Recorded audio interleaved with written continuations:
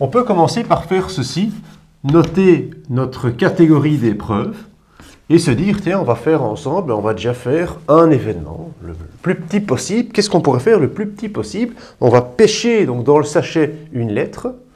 Qu'est-ce que je vois? Oh, un X. Je ne la remets pas dans le sachet, je la dépose ici. Je prends une deuxième lettre du sachet. Un S. Je la dépose ici. Je prends une troisième lettre du sachet. Un A. Je le remets ici à côté. Et je prends une quatrième lettre du sachet. Un I. Je la remets ici à côté. Voilà ici un événement, ce qu'on appelle le plus petit événement possible, ce qu'on appelle un événement élémentaire. Je peux faire un deuxième événement. Est-ce que quelqu'un peut nous aider? Je ne vais pas chaque fois repiocher une lettre. D'ailleurs, je vais déposer ça sur le côté. Donnez-moi un autre exemple de 4 lettres que vous pourrez piocher. Oui. A. OK. C. D et E. OK. Est-ce que quelqu'un d'autre a encore un autre exemple à donner? W, Z, B et A.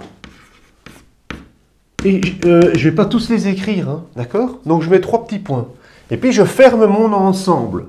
Parce que je suis bien donc dans un ensemble. D'ailleurs, vous avez étudié les ensembles déjà quand vous étiez dans l'inférieur. Eh bien voilà, je le dessine, un ensemble, il est là. Mon ensemble oméga, c'est l'ensemble dans lequel j'ai tous mes coups possibles, tout ce que je pourrais faire.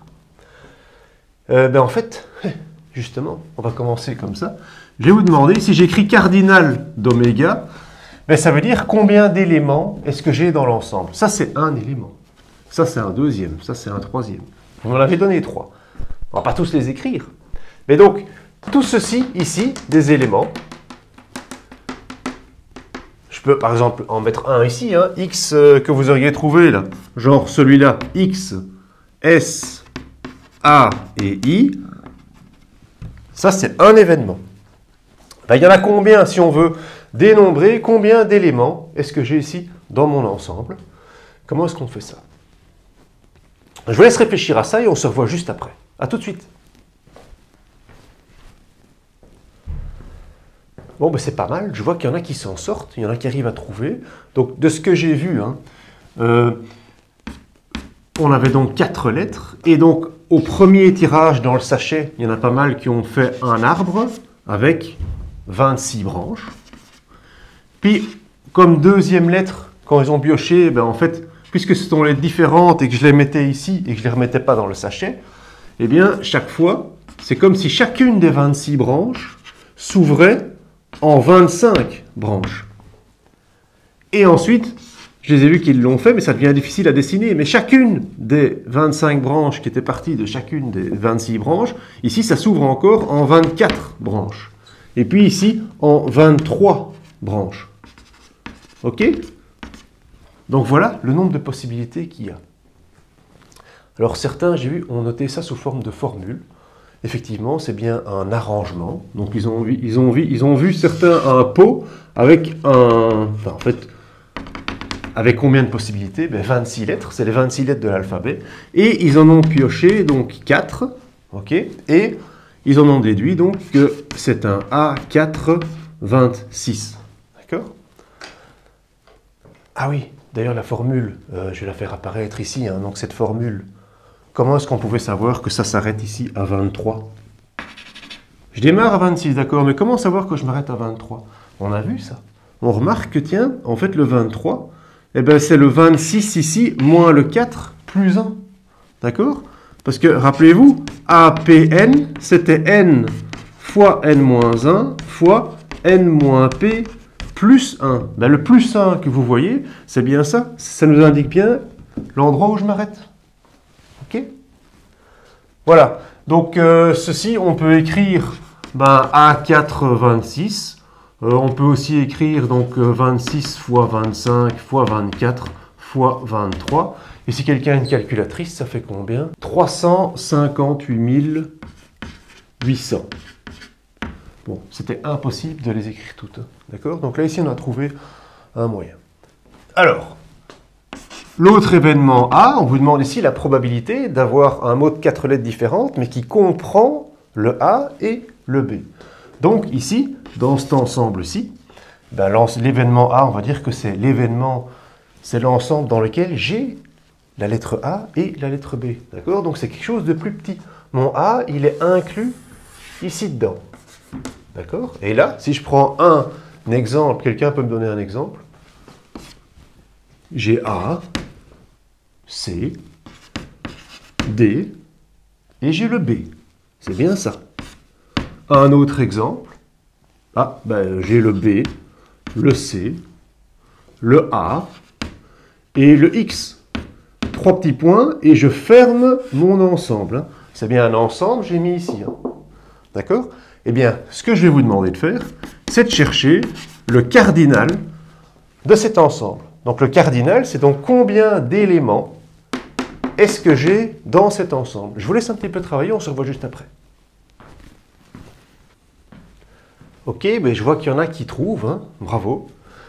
Mais un peut-être, j'ai pas vu d'autres. Soit, expliquons pour tout le monde un petit peu comment est-ce qu'on fait cette histoire ici, comment est-ce qu'on trouve ça, parce que c'est quand même pas super évident non plus. À ce que j'ai vu, hein, donc, vous avez les 4 lettres. Imaginons, j'ai bien mon A et mon B. Et donc ici, ça, il y en a pas mal qui ont trouvé. Du coup, combien de possibilités j'ai si j'ai mon A et mon B qui sont à ces positions-là? Eh bien, effectivement, combien de lettres est-ce que je pioche ici, sur cette position-ci? 24. Pourquoi 24? Ben parce que dans votre pot où on avait les 26 lettres, ben si on retire le A et le B, donc on n'a plus que 24 lettres. D'accord? Donc le A et le B, on les a retirés de l'ensemble. Ils ne sont plus là. Donc il me reste 24 lettres. Et j'en pioche combien? Ben, j'en pioche 2.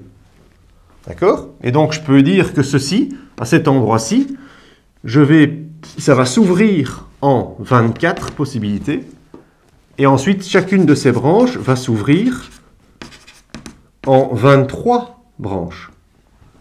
Et je m'arrête là. Voilà, ça c'est une possibilité.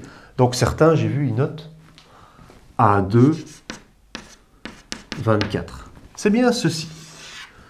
Mais, est-ce que c'est tout?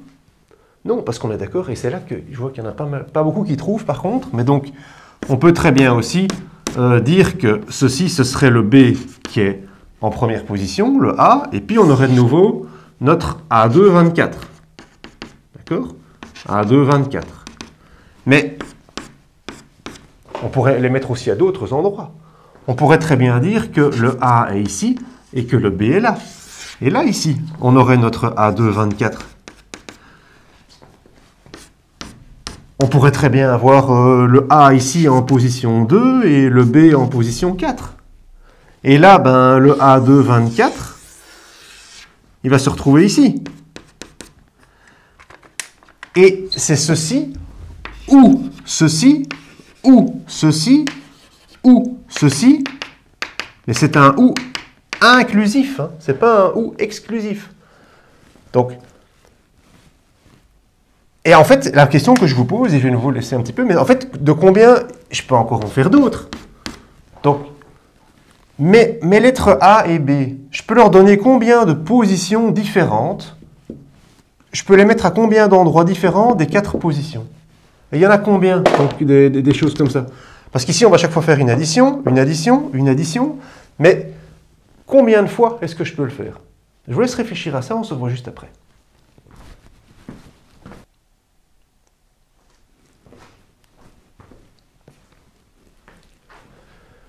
Bon, mais c'est pas évident, hein. Je vois qu'ils ont quand même du mal de savoir combien est-ce qu'il y en a ici, de combien de façons je peux bouger mon A et mon B sur ces 4 positions. Je vous propose de faire une petite méthode, parce que les chercher toutes, voilà, prenons une méthode. En fait, je vous propose que c'est comme si on avait un sachet avec 4 chiffres, d'accord? C'est comme si dans mon sachet, j'ai 1, 2, 3, 4. Ok? On va dire que n vaut 4. Et je vais piocher, en fait, pour ma lettre A, je vais piocher un numéro. Donc, qu'est-ce que j'ai comme possibilité de piocher? Je peux piocher le 1, le 2, le 3 ou le 4. Et ça, je donne ça à ma lettre A. Ensuite, je vais piocher un deuxième numéro pour que je vais le donner à ma lettre B. Et comme ça, je saurai toutes les positions. Donc, si j'ai donné le 1, je ne peux plus prendre le 1. La position 1, elle est déjà occupée. Donc, je peux donner la position 2, 3 ou 4. Ici, si la position 2 était occupée, il reste la position 1, 3 et 4, etc. Et ça s'ouvre comme ceci. Et donc ça, ce sera la position B. OK? Il y a combien de positions différentes? Du coup, il y en a 4 fois 3. On peut donner un exemple. Imaginons que ceci, ce chemin-ci, ce serait A1, B2. Ce chemin-là, ce serait A1, B3. Ce chemin-là, ce serait A1, B4. On est d'accord que ça ferait comme ceci. A1, B2, ce serait AB comme ça. A1, B3, ce serait cette situation-là. A1, B4, ce serait cette situation-là, etc. Et on en a combien, en fait, au total? On en a 4 fois 3, donc on en a 12. D'accord? Donc, notre cardinal de l'événement A ici, ça va être 12 fois A2, 4. Toutes ces possibilités-là, plus ces possibilités-ci, plus celle-là, plus, et on fait 12 fois notre plus. C'est pour ça que j'écris ceci. 4 fois 3 fois 24 fois 23. Certains vont écrire 4 fois 3 à 2, 24, c'est bon aussi. D'accord? Rappelez-vous le 23, pourquoi ça s'arrête à 23? Ah ben tiens, 24 moins 2, 22, plus 1. C'est n moins p plus 1. OK? Et ceci, si vous faites ça à la calculatrice, ça vaut combien? 6624. 6624. D'accord. Bon, maintenant, on va pouvoir chercher la probabilité, en fait. On va chercher la probabilité parce que la probabilité, ce sera tout ce nombre-ci sur, donc le nombre d'éléments que j'ai ici, sur le nombre d'éléments que j'ai là. Et je peux appliquer cette formule. Pourquoi? Parce que mes événements élémentaires, les plus petits, ils sont équiprobables. Équiprobables. Ça veut dire qu'ils ont la même probabilité. Donc la probabilité de cet événement-ci, par exemple, ce sera quoi? Ce sera 1 sur 358 800. La probabilité de cet événement-ci, ce sera 1 sur 358 800. Et c'est ça qu'on veut dire par équiprobable. C'est la même probabilité. Et donc, comme ils ont tous, chaque événement élémentaire a la même probabilité, du coup, on va faire tous les coups favorables, donc tous les événements de A, sur tous les coups ici, donc le cardinal de A sur le cardinal d'oméga. Je vous laisse essayer de faire ce calcul, on se revoit tout de suite.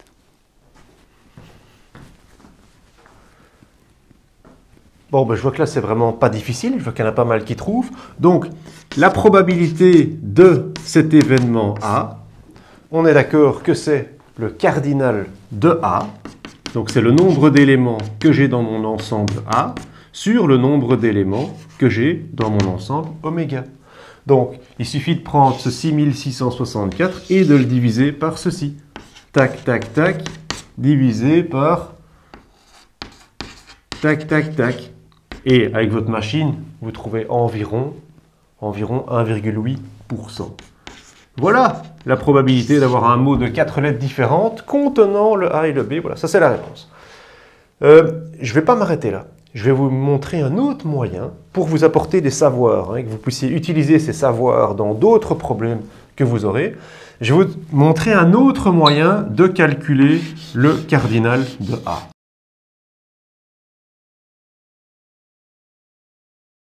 Il y a une autre façon de calculer le cardinal de A. C'est une façon qu'on peut faire par les événements contraires. Donc les événements contraires, on note ça comme ceci. Ça, c'est A, l'événement contraire. Et bien justement, qu'est-ce qu'on va avoir dans l'événement contraire? Quel est le contraire, finalement, d'avoir A et B? Donc, A et B, ça c'était l'événement A. Mais si on vous dit maintenant l'événement contraire, c'est quoi le contraire d'avoir la lettre A et la lettre B? Ben, c'est de ne pas avoir la lettre A et de ne pas avoir la lettre B. D'accord. Donc A, on le barre, et B, on le barre. Ça, c'est le contraire. Ben, il y a combien de possibilités, comme ça, si on n'a pas la lettre A et qu'on n'a pas la lettre B? Ben, il y en a...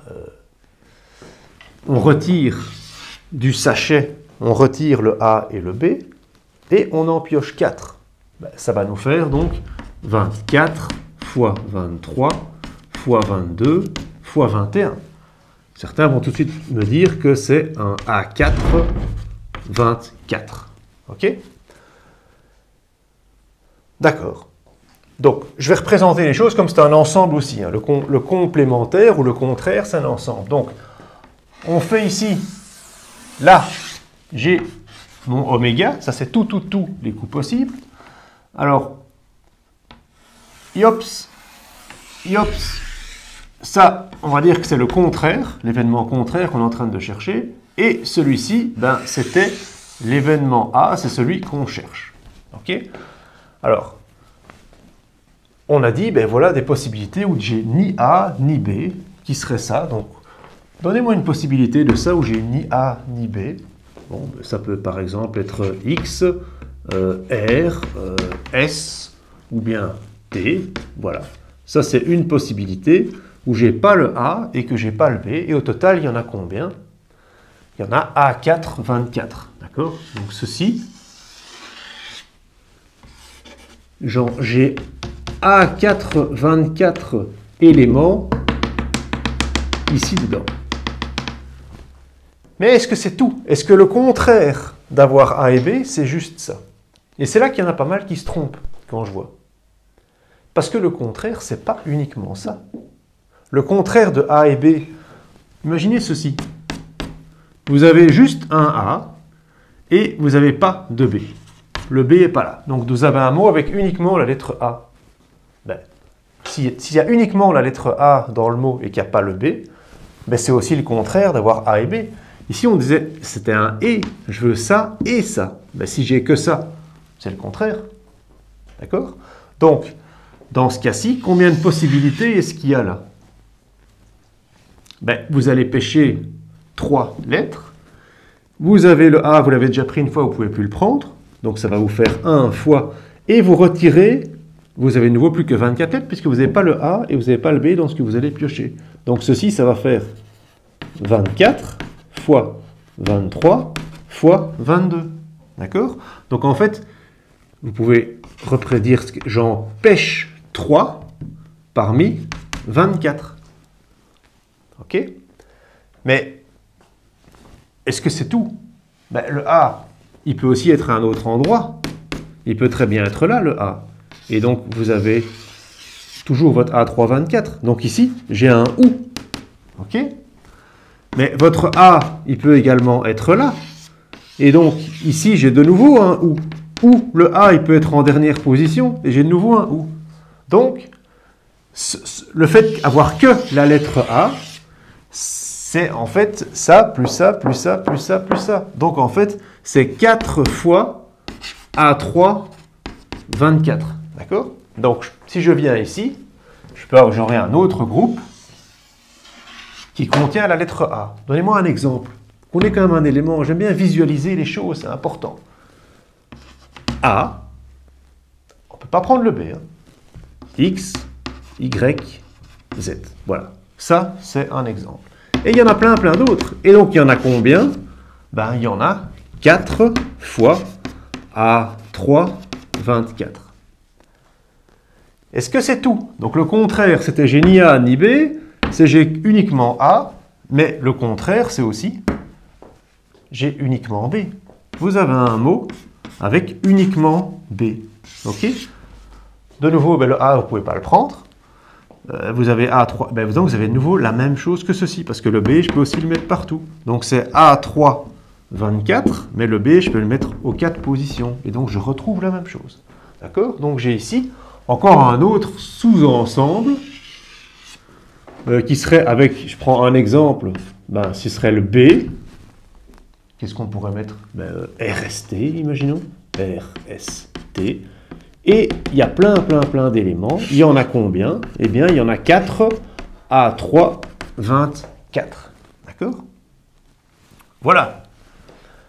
Bon, donc voilà, dans cet élément-ci, on en a donné plein d'exemples. Hein, ok?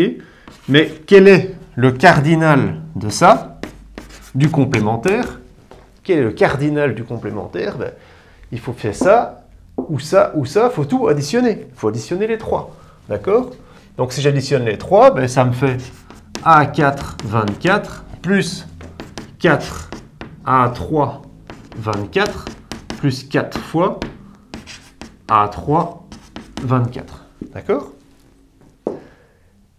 Et donc, par les événements contraires, et c'est ça qui est intéressant, ici c'est un petit peu long, etc., mais on peut souvent utiliser ça, on est d'accord que la réunion de A et de son complémentaire, donc la réunion, c'est une opération sur les ensembles.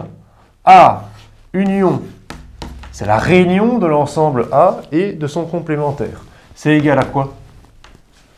C'est égal à tout. C'est égal à oméga. D'accord? Et donc, c'est ça qui est la formule qui apparaît là. On est d'accord que si on veut chercher A ici, qu'est-ce qu'on fait finalement? Eh bien, si on veut le cardinal de A, on peut faire le cardinal d'oméga moins le cardinal du complémentaire. Et ça marche. Donc c'est vraiment une technique très intéressante qui nous permet de résoudre plein de choses par les événements contraires. Donc, ceci, cardinal d'oméga. Bah, cardinal d'oméga, on l'avait, hein. C'était A4, 26. A4, 26. Moins le cardinal de A, c'est tout ce qui est ici. D'accord? Donc, A4, 24, plus 4 A3, 24, plus 4 A3, 24. Eh bien, voilà la réponse ici pour notre événement A. Alors, si vous avez une calculatrice, comment est-ce que vous pouvez faire ça? Bon, ça vous arrangez, mais vous allez trouver. Alors, vous pouvez très bien mettre les choses à calculatrice comme ça. Hein. 26 factoriel, 26 moins 4 sur 22 factoriel, moins. Et puis ici, vous pouvez faire 24 factoriel sur 20 factoriel, plus, etc. D'accord? Vous devez arriver clairement à 6624 possibilités, comme on avait trouvé avant. Et la probabilité, ben voilà, vous ferez cet événement-ci, le cardinal de A sur le cardinal d'oméga, et vous retrouvez 1,8%.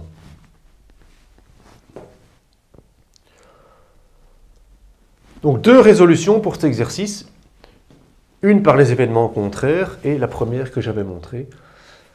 Un exercice important ici.